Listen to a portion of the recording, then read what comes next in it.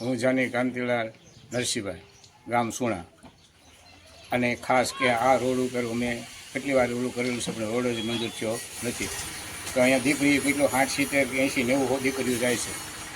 એટલી બધી તકલીફ રોડની છે તેની વાત કરવામાં તો ભગવાનની કૃપાથી જો આ સરકાર આવી તો રોડ આપણને તાત્કાલિક મંજૂર આપે, બસ એવી ભાવના. નરસિંહભાઈ હરિયાણી, ગામ સુણા. અમારા સુણાથી ત્રડનો રસ્તો કે જે 8 થી 10 વર્ષથી ખરાબ છે કે આની અંદર 200 થી 250 છોકરા વિદ્યાર્થી કાયમી અપડાઉન કરે છે. ઇમરજન્સી કોઈ સાયકલ ચાલે એવી સ્થિતિ નથી. અને 2 વર્ષ પહેલાં આ કોન્ટ્રાક્ટ અપાઈ ગયેલો છે શિવવા, અને હજી આની અંદર કોઈ અધિકારી કે કોઈ કોન્ટ્રાક્ટર ધ્યાન નથી દેતા.